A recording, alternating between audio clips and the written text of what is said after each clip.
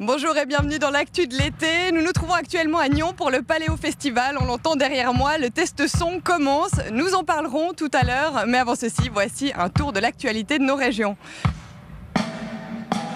À Fribourg, le groupe E s'associe à un fournisseur d'électricité marocain. Les deux opérateurs créent une nouvelle entreprise baptisée Sarin Engineering SA.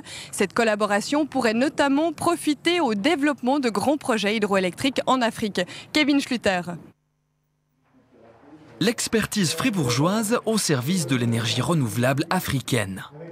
Sarin Engineering SA, c'est l'entreprise commune du groupe E et du fournisseur marocain Platinum Power. Ce dernier n'existe que depuis 2010, mais il voit grand. Des projets de grands barrages hydroélectriques au Maroc, en Côte d'Ivoire et au Cameroun.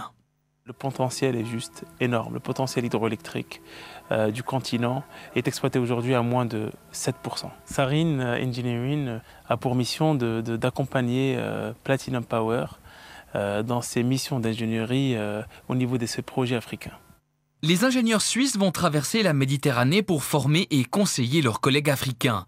Une collaboration intéressante pour Groupe E qui commence à se sentir un peu à l'étroit dans ses frontières. Ça ouvre à notre département ingénierie un nouveau marché.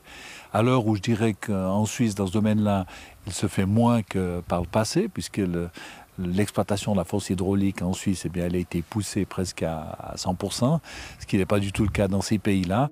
Basé à Fribourg, Sarin Engineering va ouvrir des bureaux locaux au Maroc. Son but n'est pas de créer plus d'emplois en Suisse, mais de permettre le développement du marché africain.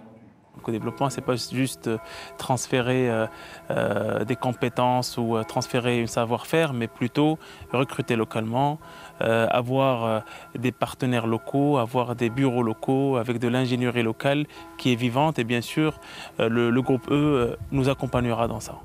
Une première collaboration est prévue en août. Cet ingénieur devrait s'envoler pour le Cameroun afin d'attaquer les plans d'un nouveau barrage.